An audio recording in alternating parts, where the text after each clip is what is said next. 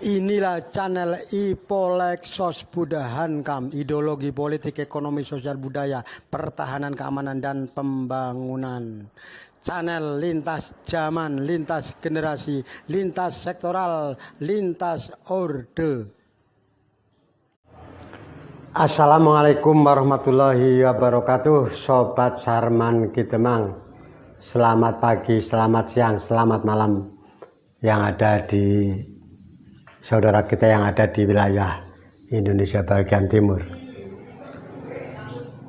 Mengomentari berbagai macam komentar di media sosial, baik di YouTube, di snack video, di TikTok, dimanapun berada banyak komentar-komentar negatif tentang kepala desa, dimana akhir-akhir ini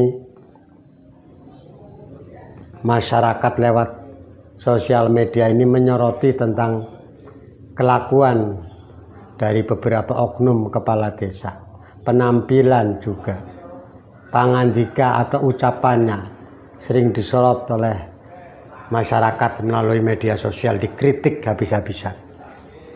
Saya sebelumnya mohon maaf kepada masyarakat seluruh Indonesia, khususnya kepada masyarakat yang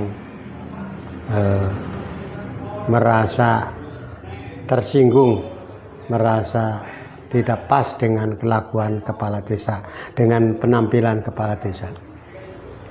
Baiklah Sobat Kitemang, memang kita kepala desa menjadi sorotan dari berbagai pihak, terutama masyarakat yang memperhati sosial media. Banyak penampilan kepala desa yang tidak patut, bahasanya itu tidak patut. Saya mengatakan salah juga tidak, tetapi tidak patut. Sepatutnya memang seorang kepala desa akan menjadi panutan, menjadi barometer tentang tingkah laku, tingkah pola kehidupan sosial, politik, sosial, ekonomi, sosial, budaya di lingkungan masyarakatnya. Seyogianya, sepatutnya berpenampilan yang wajar, umum, dan memberikan penghormatan kepada seorang jabatan kepala desa. Bagaimana seorang kepala desa berpenampilan memang berambut gondrong, ya kan? Maaf, saya bukannya tidak setuju, tetapi seyogianya, sepatutnya seorang kepala desa ya jangan begitulah. Cukur pun, potong rambut pun ya yang sewajarnya, ya, yang patut sebagai seorang pimpinan, sebagai seorang kepala desa. Bagaimana kalau Anda berpenampilan yang aneh-aneh, ya, dengan rambut yang panjang dikucir atau di segala macam, itu kadang-kadang saya sendiri melihat itu aneh. Ada orang berpenampilan seperti itu kok sampai menjadi kepala desa. Masyarakatnya itu kadang-kadang, ya. Jadi sebenarnya ini tidak salah, tergantung masyarakat di situ, lokal di situ. Mengapa dia dipilih? Begitu ramai di sosial media, begitu ramai dia berpenampilan dikritik habis-habisan oleh masyarakat umum. Barangkali oleh masyarakat desanya mungkin tidak masalah, ya, tetapi diumumkan tidak wajar.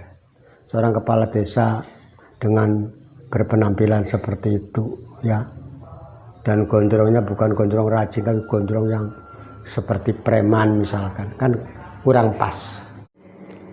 Mungkin dulunya seorang kepala desa ada yang jadi petani, ada yang jadi pegawai negeri, ada yang jadi pengusaha, ada yang jadi preman, jadi bandit, jadi kepala keamanan dan sebagainya.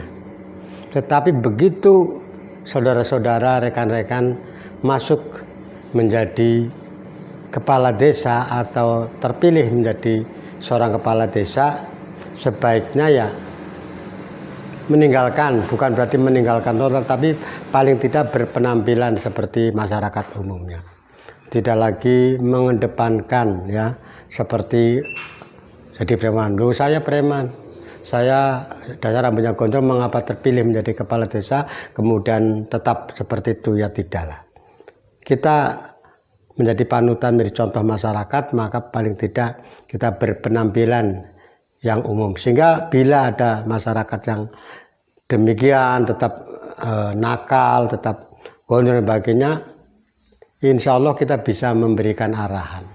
Tapi kalau kepala desa sendiri berpenampilan seperti itu, bagaimana mau memberitahu kepada masyarakat tentang supaya berkelakuan baik? Memang betul penampilan tidak mencerminkan kelakuan, betul.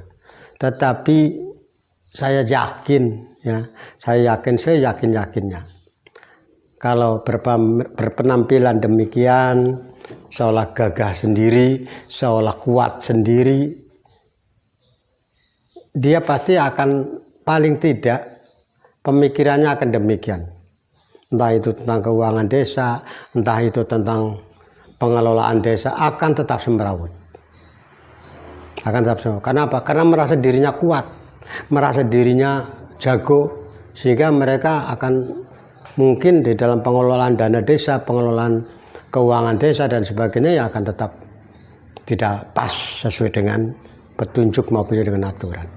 Karena merasa dirinya kuat, merasa dirinya jago begitu. Kemudian juga ada juga seorang kepala desa yang berpenampilan aneh, ya toh? Seperti gangster dengan badan penuh tato, bahkan boleh dikatakan 80% kecuali mukanya tanpa tato. Ini juga aneh. Mengapa masyarakat memilih yang demikian? Bisa jadi karena takut, ya kan? Gini, di dalam pilkades itu kita di dalam bahasa Jawa kan ada apa namanya, bandu, banda, bandit. Barangkali banditnya memang kuat, dia seorang preman, dia seorang jagoan, dia seorang gangster, atau dia memang teman-temannya kuat di desa itu dengan menjadi kepala kelompok atau menjadi anutan anak-anak muda dengan berpenampilan yang aneh itu tadi, satu badan penuh dengan tato misalkan. Kalau mungkin kita sudah menjadi kepala kita, barangkali kita ada punya tato lah ya sedikit, kita aja ditutup kok rapet ya. Kita ada penampilan tato dada di sini aja kita tutup rapat, jangan sampai ada masyarakat yang tahu kan malah, ya. Tapi ini aneh, ada seorang kepala desa dengan penampilan yang aneh, dengan badan penuh gambar, penuh tato, dengan bangganya dia, dengan bangganya berpenampilan demikian di sosial media, otomatis ya masyarakat akan banyak mengkritisi. Jadi kemungkinan dia jadinya kepala desa bukan karena dia berpikiran baik, bukan karena dia pintar di dalam administrasi, bukan karena dengan masyarakat baik, mungkin ya karena bisa saja karena takut banditnya kuat, premannya kuat. Ada seorang kepala desa yang jadi ya memang banyak yang karena baik, karena sosialnya, karena keagamaannya. Tapi ada juga yang takut kalau dia tidak jadi malah nanti desanya kacau dan sebagainya, bisa jadi kan takut. Atau dia awas kalau kamu tidak memilih dia, kalau dia tidak memilih aku dan sebagainya, mungkin dia malah takut ya kan, sehingga terpaksa dia memilih dia. Hal-hal demikian inilah yang seyogianya sepatutnya seorang kepala desa ya berpenampilan yang wajar. Kalau memang dia sudah kasep badannya, ya sudah kadung, bahasa Jawa ini sudah kadung, badannya penuh tato, ya kalau bila perlu pakai lengan panjang ditutup ya kan, tidak apa-apa. Pakaian dinas ini karena pakai lengan panjang tidak apa-apa kan, paling tidak untuk menutupi dari hal demikian. Mereka beralasan kan tidak mesti penampilan seperti ini, saya seperti ya kita gini, sudah saya katakan tadi. Bisa juga suatu kalau sudah berpenampilan merasa jago, merasa sok, itu justru bisa juga di dalam administrasi desa, di dalam keuangan desa akan semrawut. Karena merasa dirinya kuat di desa, merasa dirinya punya channel yang orang-orang kuat misalkan, dia malah akan semrawut kan. Masyarakat yang akan kritis, masyarakat yang akan ikut mengkritisi menjadi takut, bisa juga. Tetapi tidak harus demikian. Sobat Sarman Kidemang, di awal saya katakan bahwa saya mohon maaf karena hal demikian memang banyak terjadi. Dimanapun di seluruh kabupaten mungkin ada kepala desa yang aneh-aneh, yang berpenampilan seperti bukan seorang kepala desa. Tapi kalau begitu Anda sudah memasuki korps sebagai kepala desa, maka sebaiknya berpenampilan yang wajar sebagai seorang kepala desa yang menjadi panutan, menjadi acuan dari kelakuan masyarakatnya. Sekali lagi, kalau masyarakatnya kemudian memilih dia, bisa juga karena memang takut kan, karena takut kalau tidak memilih dia nanti saya dipukul, atau bahkan kali ada yang diancam kan, awas kalau kamu tidak memilih saya, awas kamu. Itu banyak, itu namanya bandit. Jadi pilihan kepala desa itu kan hanya satu lokal, ya, tahu dari ujung desa sampai dengan kota, tahu dari RT sana sampai RT sini, kita akan tahu, sehingga tahu aku takut kalau tidak memilih dia. Kalau dia tidak jadi kepala desa nanti malah dia dengan saya. Mungkin ada yang sedemikian. Nah, inilah masyarakat juga memang pertama ya memang salah memilih dia, tapi juga bisa juga benar kalau dia tidak memilih dia nanti dia akan cilaka bahasanya. Ini hal-hal demikian patut kita cermati, patut kita mawas diri, ya. Jadi sekali lagi, kalau Anda sudah memasuki ruang lingkup sebagai seorang kepala desa, bisa memberikan contoh kepada masyarakatnya dengan penampilannya, ya, dengan tingkah polanya, itu pasti, terutama ucapannya.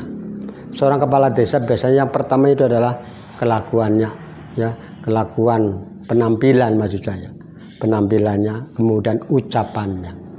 Ini akan ditiru oleh masyarakat atau menjadi panutan masyarakat di desanya. Kalau Anda kemudian bangga, walaupun saya seperti ini, misalkan saya tetap dipilih oleh warga karena takut. Bisa juga karena warga memilih kamu yang seperti itu, bisa juga karena takut. Sudah tadi saya jelaskan, bandu, bandit. Seorang kepala desa tanpa bandu juga no. Tanpa keluarga, tanpa pemilih juga no. Tanpa banda, tanpa uang, tanpa harta benda juga no. Tidak mungkin. Pasti akan membutuhkan. Seorang kepala desa pasti akan memerlukan bandit. Ya, inilah orang-orang yang untuk mengantarkan dia, untuk mengawasi para pemilih, untuk bisa menghimpun pemilih, namanya bandit. Termasuk preman-premannya ini. Oke, Sobat Sarman Kidemang, saya tidak menyinggung orang per orang. Tapi banyak oknum kepala desa yang berpenampilan yang aneh-aneh seperti itu tadi. Ya. Mungkin kalau hal itu misalkan di suku Dayak sana, seorang kepala desa tato badannya itu wajar di sana karena memang hukumnya di sana demikian. Tapi kalau di daerah Jawa misalkan kan tidak demikian kan. Tidak demikian. Lagian pula kalau Anda sebagai seorang Islam badan penuh tato, bagaimana dengan wudunya? Bagaimana dengan sholatnya? Patut dipertanyakan. Sekali lagi, warga memilih dia juga salah, tetapi warga juga bisa benar karena memilih dia takut.